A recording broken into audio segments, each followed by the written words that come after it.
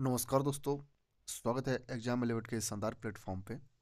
और हम अपने सीरीज के अकॉर्डिंग, जिसमें कि बिहार दुर्गा का हम कवर कर रहे हैं, उसके अकॉर्डिंग आज का जो क्लासेस है वो मेरा नवंबर 2025 का करंट अफेयर्स की है।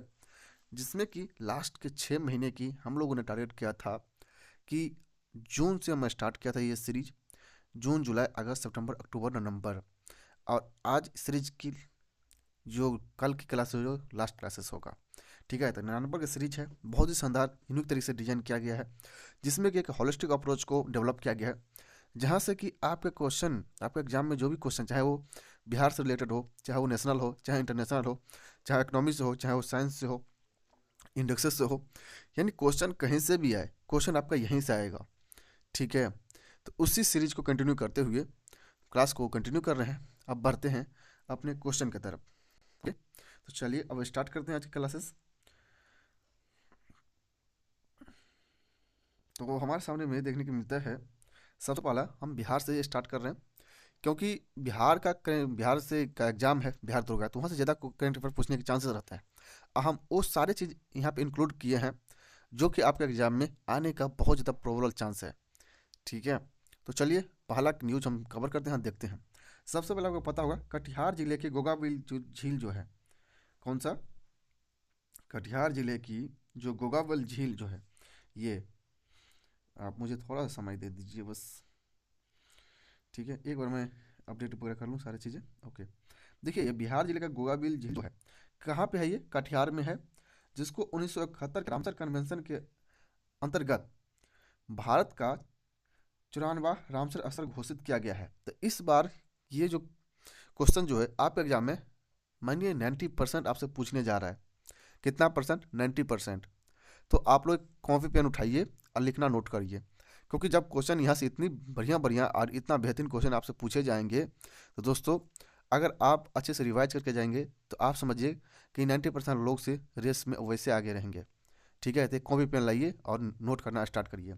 बहुत ही इंपॉर्टेंट फैक्ट मैं आपको बताऊंगा, जो कि आपके एग्जाम में बहुत प्रबल चांस है कि वो क्वेश्चन आपसे पूछ ले। ये नंबर का करंट अफेयर है, इसीलिए बहुत ज़्यादा चांस है। चलिए नेक्स्ट हम बात करते हैं कि गंगा और महानंदा नदियों के बीच की स्थित आवास को वो झील बोलते हैं। अगर आपसे ये कॉन्सेप्ट पूछता है तो आपको ये पता होना चाहिए कि ऑक्सबो झील जो होता है कहाँ होता है। तो ये गंगा महानंदा नदियों के बीच में स्थित है, जिसे ऑक्सबो झील है, जो बिहार का पहला कम्युनिटी रिजर्व तथा राज्य का छठा रामसर स्थल है, ठीक है। ये किसके बारे में बात कर रहा हूँ मैं? ये कटिहार जिले की जो गोगाविल झील जो है उसके बारे में बात कर रहा हूँ, ठीक है। तो ये जो जो बिहार जो है, बिहार का पहला कम्युनिटी रिजर्व ये बनेगा, बिहार का पहला कम्युनिटी रिजर्व था। और साथ ही साथ बिहार का ये छठा रामसर स्थल बन जाएगा, ठीक है। बाकी स्टेट की जगह तो ये तो आपको पता होना चाहिए कि ये जो रामसर कन्वेंशन जो है ये हुआ था, ठीक है, जिसके तहत जो भी जगह जो है कि हम उसे वेटलैंड घोषित करते हैं। ओके, तो ये आपको बढ़िया तरीके से पता हो जाना चाहिए। तो देखिए यहाँ से जो भी क्वेश्चन आना था, जैसे कि अगर इंडिया लेवल पर पूछे कि 54वां रामसर स्थल कौन सा घोषित किया गया है, तो कटिहार का जो गोगाविल झील है वो। साथ ही आपको ये पूछे कि ये कौन से नदी पर है, तो गंगा महानंदा, क्या गंगा, वही ऑक्सबो झील बनाती है, वहीं पे ये हमें देखने को मिल जाते हैं। नेक्स्ट हम बात करते हैं और कि देखने को मिलता है कि 6 जिलों में, जैसे कि भोजपुर, समस्तीपुर, बेगूसराय, खगड़िया, कटिहार और नालंदा में किए गए अध्ययन से किए गए अध्ययन से, माताओं के दूध के नमूनों में यूरेनियम यूरेनियम जिसे 2U238 को उपस्थिति पाई गई है, जो कि शिशुओं के लिए संभावित स्वास्थ्य जोखिम उत्पन्न करती है। अब ये दोस्तों ये बहुत बड़ी डेंजर है, बहुत बड़ी खतरनाक है, क्योंकि यूरेनियम जो है ये कहाँ पे यूज होता है आपको पता होना चाहिए। तो दोस्तों तो यहाँ पे इस तरीके से यूरेनियम 238 जो है ये परमाणु ऊर्जा में यूज होता है, एज एनर्जी के रूप में, ईंधन के रूप में, ठीक है। तो इसीलिए ये बहुत ज़्यादा डेंजर साबित होगा। इससे कैंसर जैसे रोग जो है वो भी हमें देखने के लिए मिलता है, ठीक है। तो इसीलिए ये न्यूज में था। इसमें ना जो छोटे बच्चे जो होते हैं उनकी स्वास्थ्य की जोखिम इसमें देखने को मिलता है, ठीक है। तो ये हमारे लिए करंट न्यूज़ था। तो आपको यूरेनियम 238 जो है उसके बारे में बढ़िया से पता होना चाहिए। अगर आप केमिस्ट्री क्लास करते हैं तो वहाँ पे आपको बताए जाते हैं। ओके, चलिए नेक्स्ट हम क्लास देखते हैं। नेक्स्ट जो और भी न्यूज़ जो है उसके बारे में, सबसे पहले आपको देखने को मिलता है पटना उच्च न्यायालय ने जो है, पटना हाई कोर्ट जो है, राज को देव सूर्य मंदिर जो है और उमगा मंदिर जो है, उमगा मंदिर के परिसर को संरचनात्मक सुरक्षा और ऑडिट करने का निर्देश दिया है ताकि क्षरण और क्षति को रोका जा सके। ठीक है, तो ये देव सूर्य मंदिर और उमगा मंदिर जो है ये अभी न्यूज में है, तो ये आपको पता होना चाहिए कि ये कहाँ पे है।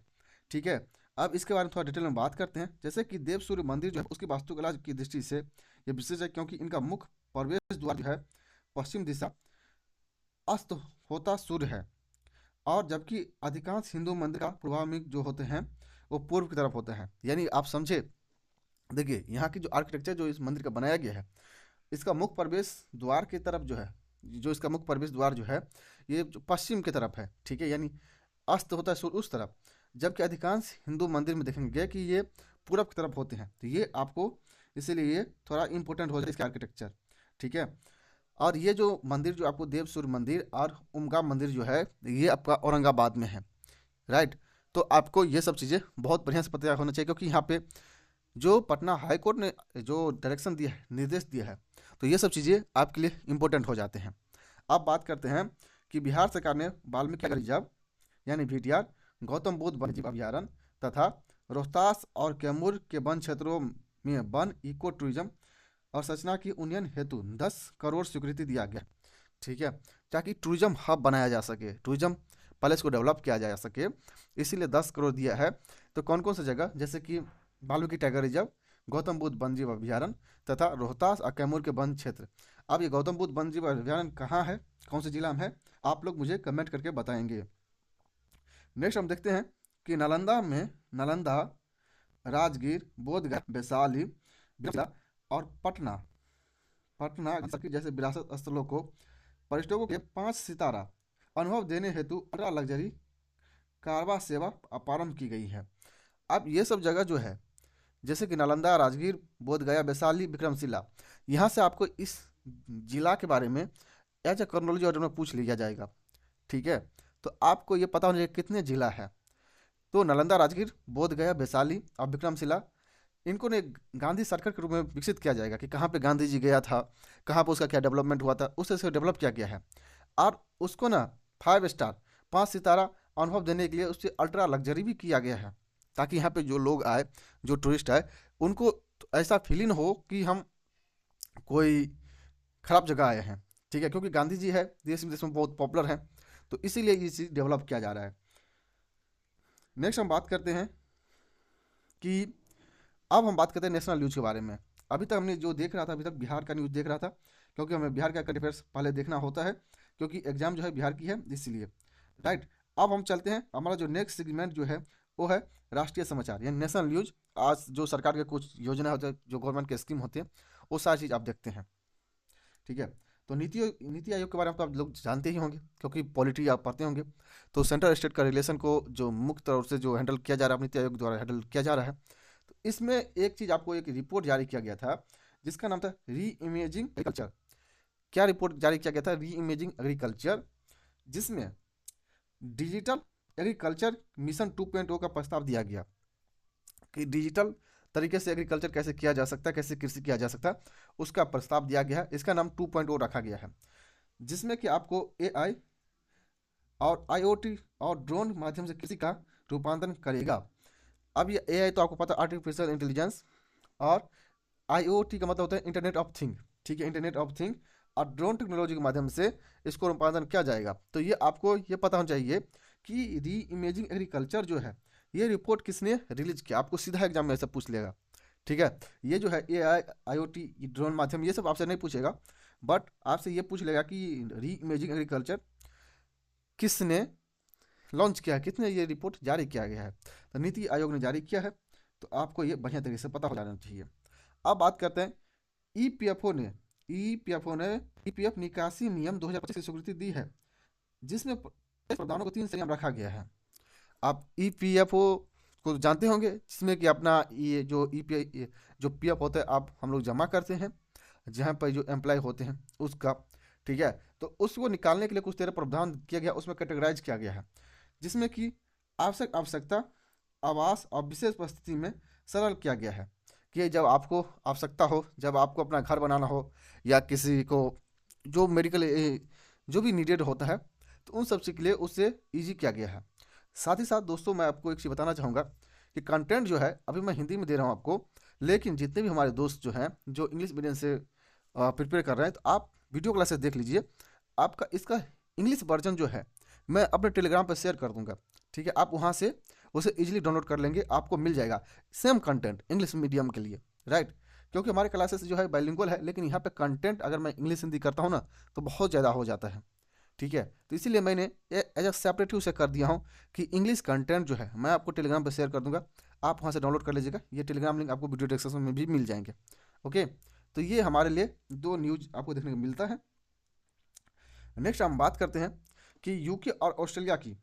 यूके और ऑस्ट्रेलिया की 17 विदेशी विश्वविद्यालयों को यूजीसी ने 2023 विनियम के अंतर्गत भारत परिसर में स्थापित करने की मंजूरी दी गई है। ये जो है ये नेशनल एजुकेशन पॉलिसी 2020 के अनुरूप हो रहा है। तो देखिए, यूके ऑस्ट्रेलिया की अब जो है 17 विदेशी विश्वविद्यालय भी इंडिया में आएगा। ठीक है, क्योंकि यूजीसी के जो लॉ जो है 2023 के अनुसार भारत में यह स्थापित करने जा रहा है, जिसकी मंजूरी जो है नेशनल एजुकेशन पॉलिसी को दिया गया है।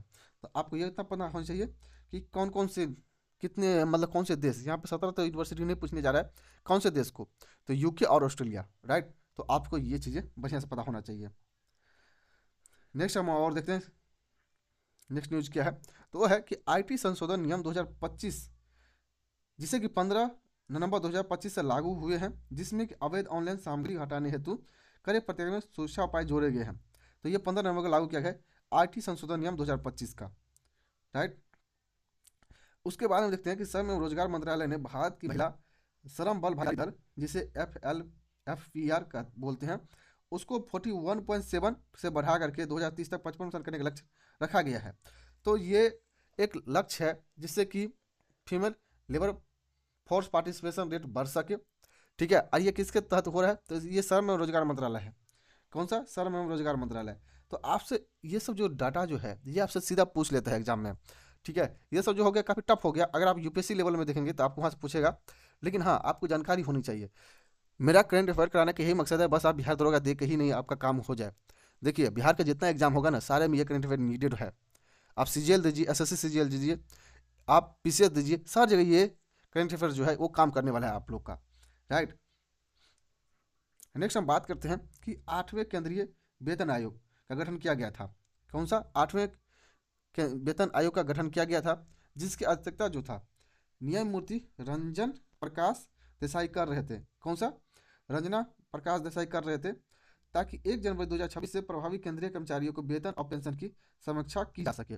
तो आप लोग को ये न्यूज़ जो है ये काफ़ी टॉप न्यूज़ है, टॉप प्रायोरिटी देता है ऐसे न्यूज़ को, और आपको इन सब चीज़ पर ध्यान रखना चाहिए। जैसे कि क्या बोल रहा है कि 8वें केंद्रीय वेतन आयोग का गठन किया गया, ठीक है, जिसकी अध्यक्षता कौन कर रहा था? रंजना प्रकाश। ये आपको मछली मछली पता होना चाहिए, ये इसका अध्यक्ष था। और ये जो चीज़ें जो है 1 जनवरी 2026 से प्रभावी हो जाएगा। अब लोग को जो पेंशन है, वेतन है, वो बढ़ के मिलना स्टार्ट हो जाएगा। ठीक है, तो 8वां केंद्रीय वेतन आयोग इसलिए गठन किया गया था। नेक्स्ट हम देखते हैं कि यहाँ पे डिजिटल पर्सनल डेटा प्रोटेक्शन नियम लाया गया है। Digital personal data protection policy जो है 2025 को लाया गया है, इसे अधिसूचित किया गया है, जिसमें कि 2023 अधिनियम का पूर्ण क्रियान्वयन होगा और डेटा प्रोटेक्शन का कोई बोर्ड की स्थापना होगा।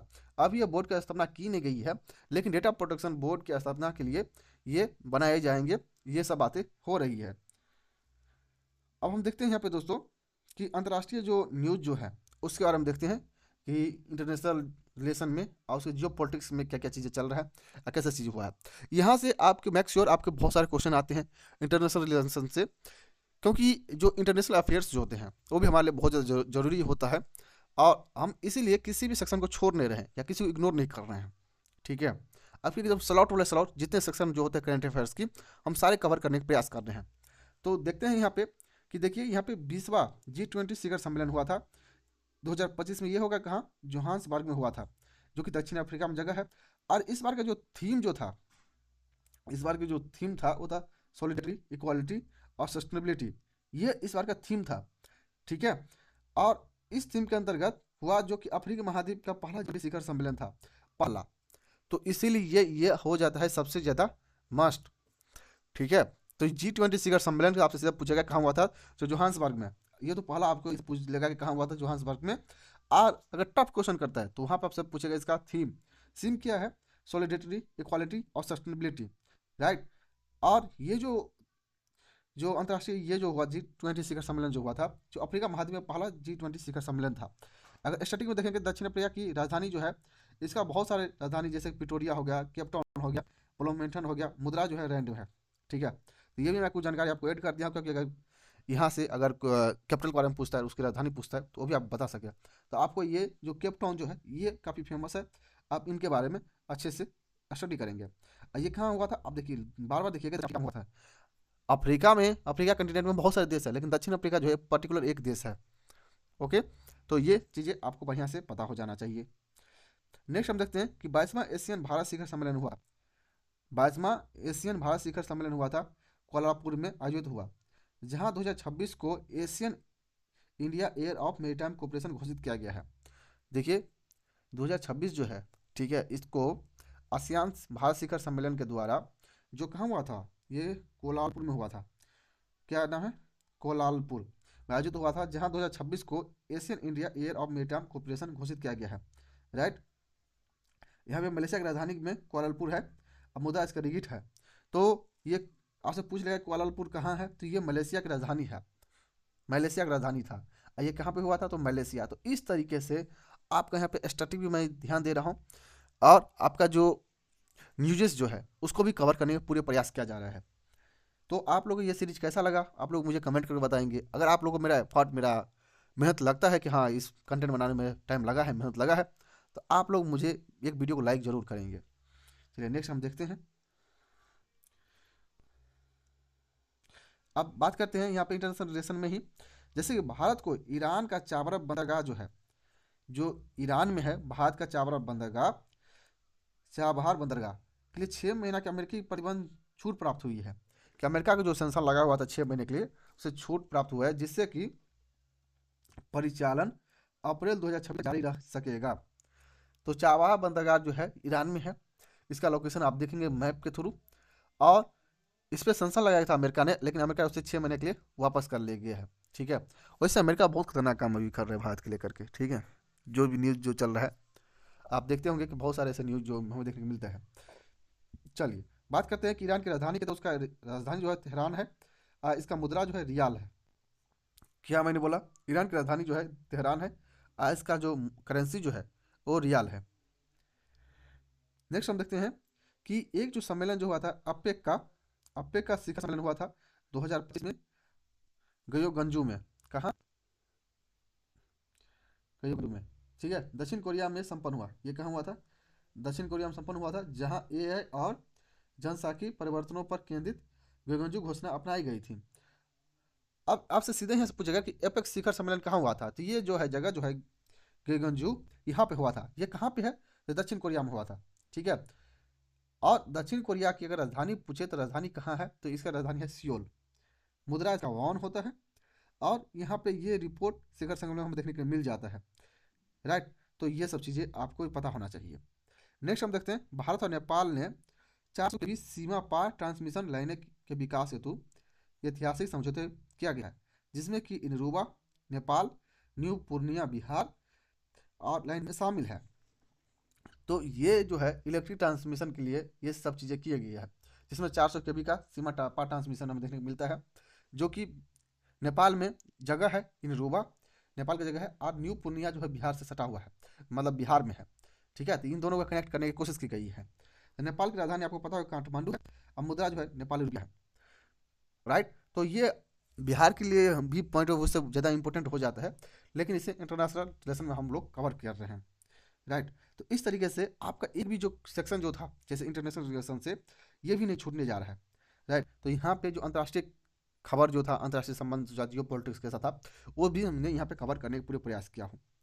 नेक्स्ट हम देखते हैं, नेक्स्ट हमारा सेगमेंट जो है वो है हमारा अर्थव्यवस्था और बैंकिंग एवं व्यवसाय से रिलेटेड, यानी इकोनॉमिक्स, बैंकिंग और ट्रेड से रिलेटेड जो हमारा सेगमेंट है वो हम आप स्टार्ट कर रहे हैं। तो इस तरीके से हम अब अपने जो नेक्स्ट जो चरम जो है उसके स्टेप जो है उस पर हम बढ़ रहे हैं। तो यहाँ पर हमें देखने को मिलता है कि आरबीआई के द्वारा स्वर्ण भंडार 100 अरब से भी अधिक हो गया है। और अप्रैल से सितंबर 2020 के बीच बैंक ने 6400 सोना जो है विदेश से वापस भी मंगाया है। तो आरबीआई बहुत ज़बरदस्त काम कर रहा है दोस्तों।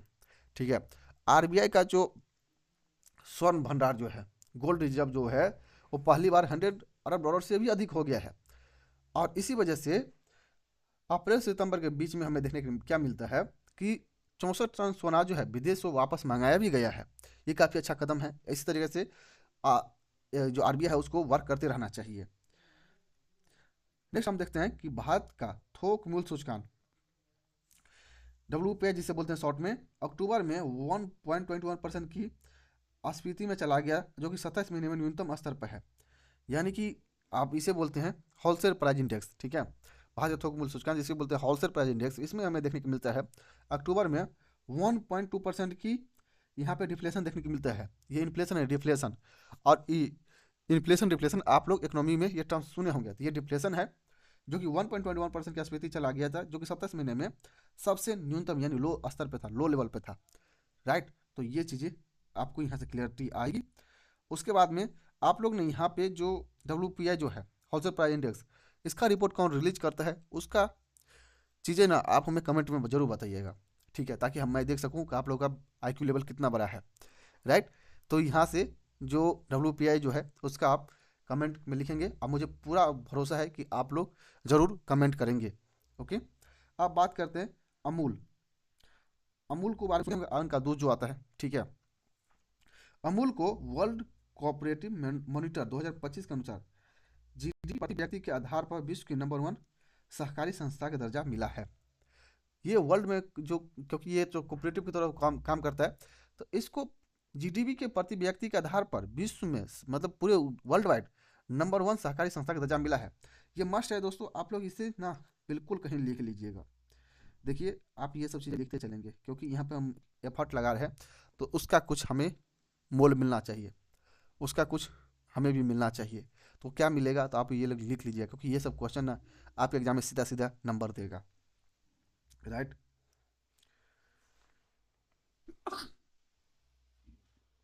सॉरी।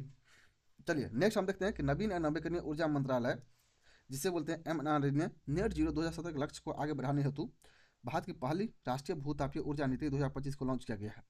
तो आपको पता होना चाहिए कि हम लोग कमिटेड हैं कि 2027 तक भारत जो है ये नेट जीरो जोन का लक्ष्य जो है उसे अचीव कर लेगा। तो इसीलिए पहली राष्ट्रीय भूतापीय ऊर्जा नीति को यहाँ पे 2025 में लॉन्च किया गया है। राइट, नेक्स्ट हम देखते हैं दोस्तों कि इसरो ने LV-M3 M5 रॉकेट्स को, जिसका जो पॉपुलर नाम जो है बाहुबली बोला जाता है, क्या बोलते हैं, बाहुबली, और इसको से GSAT-7R भारत के सबसे भारी नौसैनिक संचार उपग्रह को सफल परीक्षण किया गया है। तो आपसे पूछ ले कि बाहुबली क्या था, तो बाहुबली दोस्तों ये रॉकेट है। बाहुबली क्या है, तो बाहुबली एक रॉकेट है। और आपको पता होना चाहिए कि बाहुबली एक रॉकेट है, इससे ज़्यादा कुछ नहीं। और इसे इसरो ने लॉन्च किया था, किसके थ्रू किया था, तो LV-M3 जो लॉन्च व्हीकल जो मार्क M3 जो है उससे, और M5 रॉकेट से। ठीक है, और GSAT-7R भारत का सबसे भारी, ये सबसे भारी है नौसैनिक संचार उपग्रह है। सफल परीक्षण इसका हो गया है। नेक्स्ट हम देखते हैं कि त्रिशूल 2025 यानी त्रिसेवा अभ्यास जो है, ये पश्चिमी नौसेना कमान के अंतर्गत सरक्रीक और अरब सागर के संयुक्त अभियानों के परीक्षण हेतु प्रारंभ हुआ है। क्या मैंने बोला, त्रिसेवा अभ्यास, जो कि त्रिशूल 2025 भी बोला जाता है। पश्चिमी नौसेना माने ईस्ट में, वेस्ट में पश्चिमी नौसेना कमान के अंतर्गत सरक्रीक और अरब सागर क्षेत्रों में संयुक्त अभियान के परीक्षण हेतु प्रारंभ किया गया है। तो ये कहाँ पर प्रारंभ किया गया है, तो ये अब जो है सरक्रीक और अरब सागर। ठीक है, इसमें ये अभियान है, इसको लॉन्च किया गया है। नेक्स्ट हम बात करते हैं न्योमा लद्दाख में 13,700 फीट ऊंचाई पर LAC के निकट दुनिया का सबसे ऊंचा फाइटर सक्षम एयरबेस उद्घाटन किया गया है। कहाँ पे, न्योमा लद्दाख में। ये सबसे मस्ट हो जाता है। और सबसे बड़ी चीज़ है कि ये 13,700 फीट ऊंचाई पे है। ठीक है, LAC के निकट है, और दुनिया का सबसे ऊंचा फाइटर सक्षम एयरबेस उद्घाटित किया गया है। तो ये न्योमा लद्दाख पूछ देगा तो क्या है, तो ये एयरबेस है, भारत का है। ठीक है, तो ये सब चीज़ें आपको बढ़िया तरीके से पता होना चाहिए। नेक्स्ट हम देखते हैं दोस्तों यहाँ पे, तो वो हमें देखने को मिलता है क्योंकि यहाँ पे, क्योंकि हम लोग ना डिफेंस सेक्टर भी यहाँ पे देख रहे हैं, क्योंकि पहले हमने साइंस देखा, फिर हमने साइंस टेक, और उसके साथ ही हमने इंक्लूड कर दिया है डिफेंस का। तो डिफेंस में क्या देखने को मिलता है कि क्वाड देश जो है, क्वाड में कितने देश है? भारत, अमेरिका, जापान, ऑस्ट्रेलिया और, हाँ, भारत, अमेरिका, जापान, ऑस्ट्रेलिया, इनकी भागीदारी वाला जो एक्सरसाइज जो है मालाबार, मालाबार जो है, इसे गुआम के निकट उत्तरी प्रशांत महासागर में प्रारंभ हुआ है। गुआम के निकट जो मालाबार एक्सरसाइज एक्सरसाइज जो है वो यहाँ पे हमें देखने को मिलता है। आइए सारे जो करंट अफेयर्स जो है आपका, ये सीधा सीधी आपको नंबर देगा, क्योंकि एक जो मिलिट्री एक्सरसाइज जो होता है उससे क्वेश्चन पूछे ही पूछे जाते हैं। तो आपको पता होना चाहिए मलाबार किसके बीच में हो रहा है। तो मलाबार में जो क्वाड के जो मेंबर हैं, क्वाड जो देश जो हैं, क्वाड के जो मेंबर्स हैं, जैसे कि भारत, अमेरिका, जापान, ऑस्ट्रेलिया, इनके बीच में होता है। आइए कहाँ पे हो रहा है? तो गुआम, ठीक है, गुआम जो जगह जो है वहाँ पे ये हो रहा है। तो ये आपको सीधा नंबर आपको देने वाला है। अब बात करते हैं गूगल का विलो। गूगल का विलो जो है क्वांटम प्रोसेसर पहले सत्यापित क्वांटम एडवांटेज को प्राप्त करने में सफल रहा, जिसने एक अल्गोरिदा का वर्तमान सुपर कंप्यूटर से 13,000 गुना तेज चलाया गया है। तो आप देख रहे हैं ये जो है गूगल का विलो जो है ये क्वांटम प्रोसेसर है। ये क्या है? क्वांटम प्रोसेसर जो है, जो कि क्वांटम के एडवांटेज को प्राप्त करने में सफल रहा है, जो कि ये अल्गोरिदम का जो वर्तमान सुपर कंप्यूटर जो है उसे 13,000 गुना तेज चलाया गया है। तो बढ़िया चीज़ है। तो ये सब कुछ टर्मिनोलॉजी जो है आपसे सीधा सीधा पूछते हैं एग्जाम में, संसद टेक के पोर्शन में, तो इसीलिए आपको ये बढ़िया पता होना चाहिए। अब बात करते हैं एक मिलिट्री एक्सरसाइज और हुआ है जिसका नाम है एक्सरसाइज गरुड़। देखिए, आप लोग ने ये क्वेश्चन बार बार पूछे ही जाते हैं और आपसे हमेशा पूछे भी जाएंगे, मिलिट्री एक्सरसाइज वाला, राइट। तो इसमें हमें क्या देखने को मिलता है कि भारत फ्रांस की द्विपक्षीय वायु अभ्यास, भारत फ्रांस के बीच में होता है कौन सा एक्सरसाइज गरुड़, इसका 8वां संस्करण, ठीक है, मोदो मार्सन फ्रांस में आयोजित हुआ है। ये जगह का आप नाम याद रखेंगे, क्या है? मोदो मार्सन, ये है फ्रांस में जगह है, वहाँ पर आयोजित किया गया है। सबसे पहले आपसे बिहार दौरा एग्जाम पूछता है कि ये एक्सरसाइज किन दो बीच के बीच में होता है? गरुड़, गरुड़ अभ्यास जो है किसके बीच में होता है? तो आपको सीधा पता होना चाहिए ये होता है फ्रांस और भारत और फ्रांस के द्विपक्षीय अभ्यास है, राइट।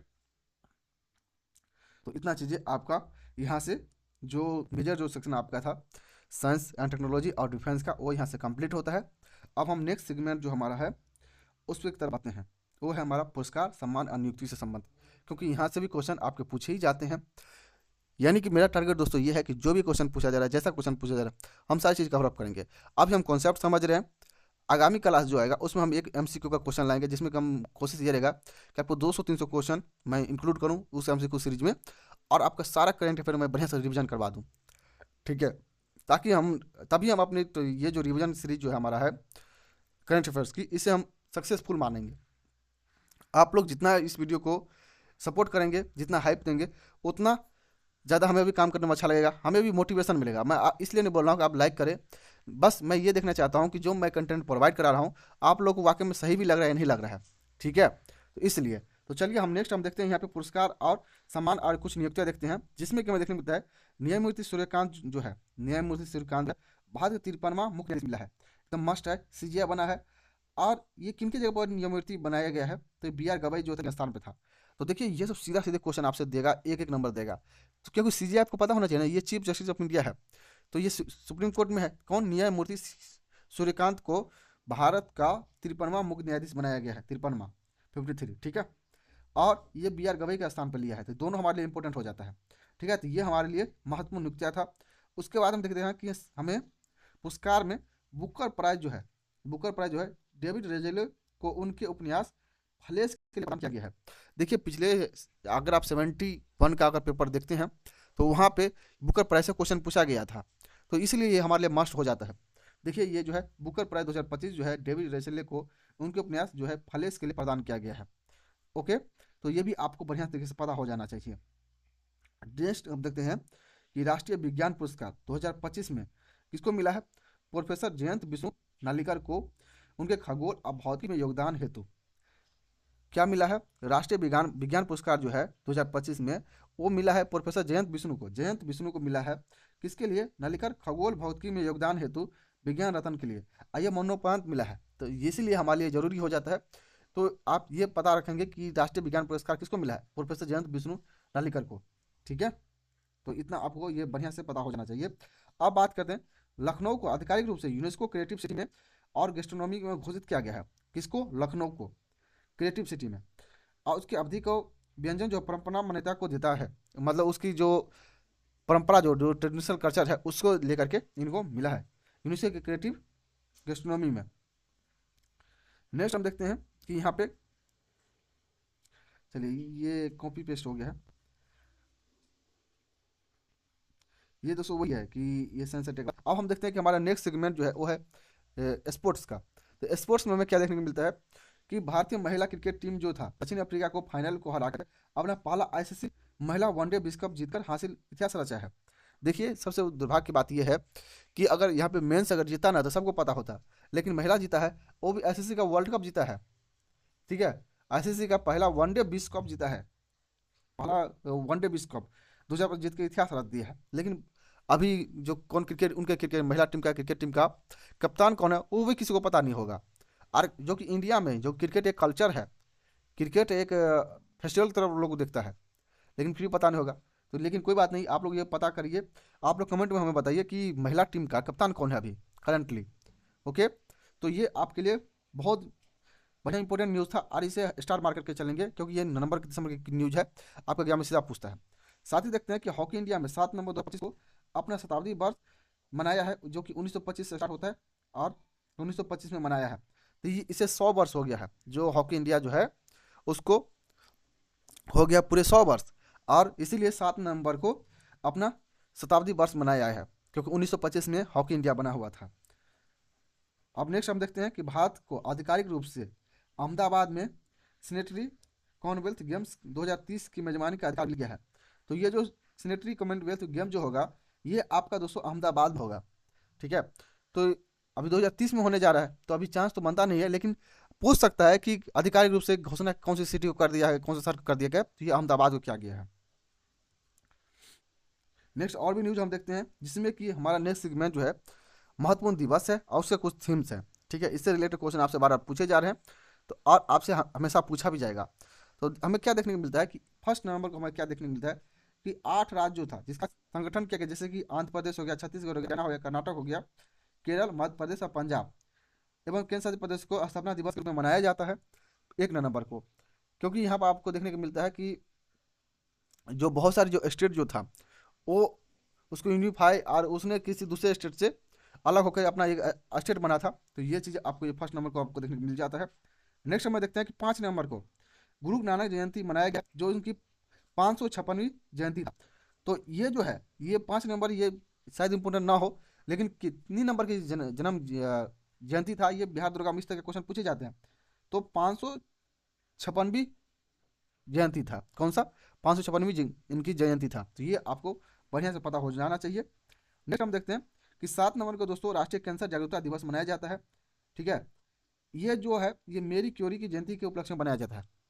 मेरी क्यूरी आपको पता होना चाहिए, केमिस्ट्री का बहुत बड़े प्रोफेसर हैं, बहुत बड़े साइंटिस्ट हैं, तो इसके बारे में तो राष्ट्रीय कैंसर जागरूकता दिवस आपको देखने को हमें मिल जाता है।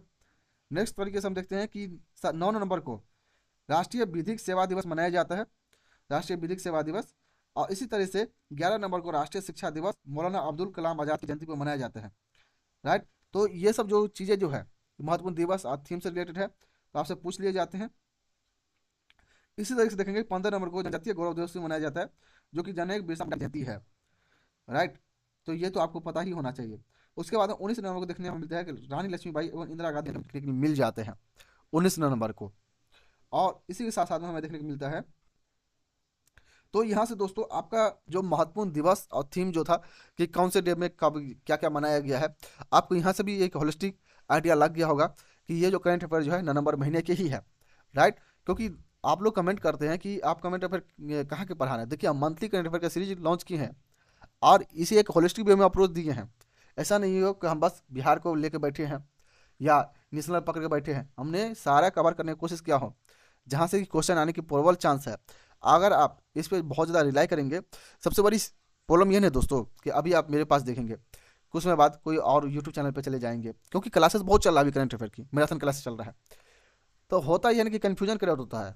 आपका काम एक ही चीज़ होना चाहिए, अभी आप कम टाइम में कितना यूटिलाइजेशन कर ले। अभी आपका मैंने 35-40 मिनट लिया और आपको पूरे 1 महीने करंट अफेयर करवा दिया हूँ, तो इनसे बड़ी चीज़ क्या हो सकता है जिसमें कि हमने बिहार भी इंक्लूड किया हो, नेशनल इंटरनेशनल सारा चीज़ देखा हो। तो अभी आप टाइम सेव कीजिए। और ये जो PDF जो है, जो क्लासेस का पीपीटी PDF जो है, ये मैं अपने टेलीग्राम पे शेयर कर दूंगा, डिस्क्रिप्शन में लिंक है, आप उसे ज्वाइन हो जाइए और वहाँ से डाउनलोड करके आप इस पीडीएफ को, पीपीटी को 3 बार 4 बार देखिए। वीडियो को भी प्रयास करिए कि कंप्लीट देखने के लिए। अगर आपको कोई प्रॉब्लम हो रहा है तो आप उसे 1.5 या 2x में भी देख सकते हैं। ओके, ये आपके श्रद्धा पे डिपेंडेंट करेगा कि आप क्या कैसे यूटिलाइज करना चाहें। लेकिन अगर आप इसे बार बार रिविजन करेंगे तो आपको बहुत ज़्यादा फायदा होगा, क्योंकि ये कंटेंट बनाने में बहुत सारा रिसर्च करना पड़ा है, बहुत सारा मटेरियल मुझे स्टडी करना पड़ा है, फिर हम सारी चीज़ को एक साथ लाए हैं। नेक्स्ट हम देखते हैं दोस्तों कि यहाँ पे मिसलेनियस क्वेश्चन हमारे सामने में आता है। तो मिसलेनियस क्वेश्चन क्या है कि आइसलैंड जो है, आइसलैंड में रिकॉर्ड तौर गर्म बसंत के कारण पहली बार मच्छर दर्ज किया गया है, जो कि जलवायु परिवर्तन की जैविक संकेतक है। आप देख रहे हैं कि आइसलैंड जैसे जगह पे उसको भी गर्म होने लगा है, क्योंकि ग्लोबल वार्मिंग बढ़ रही है। ठीक है, तो वहाँ पे रिकॉर्ड तौर इस पर गर्मी हुआ है, इसी कारण वहाँ पे मच्छर दर्ज किया गया है। तो वहाँ पे मच्छर नहीं था पहले, लेकिन अब वहाँ पे मच्छर मिलना स्टार्ट हो गया है। तो अब जो क्लाइमेट नहीं बचाएंगे वो क्या करेंगे, फिर तो यही सब चीज़ होगा। अब बात करते हैं गुजरात का अंबाजी मार्बल का भौगोलिक संकेत यानी जीए टैग पर दिया गया है। तो ये हमारे लिए बहुत ज़्यादा इंपॉर्टेंट हो जाता है। अंबाजी मार्बल काफ़ी न्यूज में था ये। ठीक है, ये कहाँ की है वस्तु, ये है आपका गुजरात की, इसको जीआई टैग मिला है, तो ये आपको बढ़िया से पता हो जाना चाहिए। ठीक है, तो नेक्स्ट है हमारे सामने खगोलविदों ने 10 अरब प्रकाश वर्ष दूर स्थित एक्टिव गाल्किक न्यूक्लियस यानी एजीएन, जिसे है अब तक सबसे बड़ा दूरस्थ ब्लैक होल फ्लेयर दर्ज किया गया है। तो अब ब्लैक होल के बारे में जानते हैं ना आप लोग, आप ये ज्योग्राफी पढ़ते होंगे तो वहाँ पर पता होना चाहिए कि ब्लैक होल नाम की एक वस्तु है। तो वहाँ पे एक खोलविद जो है उन्होंने देखा है कि 10 अरब प्रकाश दूर स्थित एक एक्टिव गैलेक्टिक न्यूक्लियस जिसे एजीएन है का सबसे बड़ा सबसे दूरस्थ अब ब्लैक होल प्लेयर का दर्ज किया गया है। राइट, तो ये चीज़ आपको मिसलेनियस ग्रुप में है। नेक्स्ट हम देखते हैं मध्य प्रदेश में नौरादेही वन्यजीव अभयारण्य जो है भारत का तीसरा चीता विकसित किया जा रहा है। जो चीता जो लाने की प्रक्रिया जो था, हम लोगों ने कहाँ से लाया, नमीबिया से लाया, उसको हमने कुनो नेशनल पार्क में शिफ्ट किया, उसके बाद में रणथंबोर नेशनल पार्क है वहाँ भी हमने शिफ्ट किया था। इसी तरीके से अब चीता की संख्या जो है बढ़ रहा है। तो इसी क्रम में नौरादेही जो है, नौरादेही वन्यजीव अभयारण्य जो है, ये कहाँ के मध्य प्रदेश का, वहाँ पे इसे डेवलप करने की एक और चीता स्थल विकसित किया जा रहा है और उनके प्रयास भी किया जा रहा है भारत सरकार के द्वारा। ठीक है, तो इस तरीके से आप लोगों का जो करंट अफेयर का जो करंट अफेयर आज के जो क्लासेस जो था नवंबर महीने वो यहाँ से समाप्त होता है। इसमें हमने देखा, क्या हम लोगों ने देखा कि आप देखेंगे कि नवंबर महीने का कंप्लीट हम लोगों ने नवंबर महीने के करंट अफेयर यहाँ से देखने का प्रयास किया हूँ। ठीक है, और उसमें भी इसको सेक्शन वाइज, जैसे बिहार से रिलेटेड में भी उसको जो सब सेक्शन जो होता है उसके न्यूज हो गया, नेशनल न्यूज हो गया, इंटरनेशनल न्यूज हो गया, सारा सारी चीज़ें मतलब एकदम कंसाइज में। और जितने भी महत्वपूर्ण जो थीम जो था, जस्ट एक मिनट, आप देखेंगे कि जितने भी महत्वपूर्ण थीम हो गया, चाहे इंटरनेशनल हो जाए या आप देखेंगे कि इकोनॉमी से रिलेटेड क्वेश्चन आए, इंडेक्सेस हो, ओवरऑल जो एक जो समराइज वे में और एक जो होलिस्टिक अप्रोच वाला जो अप्रोच जो होता है, हम उसी अप्रोच के साथ आगे बढ़ रहे हैं। और आप लोग का जो एग्जाम में अगर आप इसे बार बार रिविजन करेंगे, क्योंकि देखिए होता ही है ना कि सारा गेम रिविजन का है। मैं कितना भी आपको बता दूं, मैं कितना भी आपको समझा दूं, अगर आप रिविजन नहीं करेंगे तो आपको उस चीज़ का उतना फायदा नहीं होगा। तो इसीलिए आप लोगों को बोलता हूँ बार बार कि आप रिविजन कीजिए। रिविजन कैसे करेंगे, या तो आप वीडियो को दोबारा देखिए, वॉच करिए, क्योंकि कन्फ्यूजन भी हो सकता है, और नहीं तो आप टेलीग्राम पे ज्वाइन करिए और टेलीग्राम से ये जो पीपीटी जो पीडीएफ जो है मैं इसे शेयर कर दूंगा, आप लोग इसे बार बार रिविजन करते रहेंगे। साथ ही साथ जो हमारे इंग्लिश मीडियम के जो भी दोस्त हैं उनको भी कोई समस्या ना हो, इसीलिए हमने अपने टेलीग्राम पे जो इस क्लासेस का जो इंग्लिश वर्जन जो है इसका पीपीटी का पीडीएफ का, वो भी मैं आप लोग को A4 साइज में शेयर कर दूंगा। बहुत ही आसान, अब बहुत ही मतलब उसे याद करने के लिए काफ़ी अच्छा हो जाए, इसलिए मैं उसे A4 साइज में आप लोगों के बीच में पीडीएफ शेयर कर दूंगा।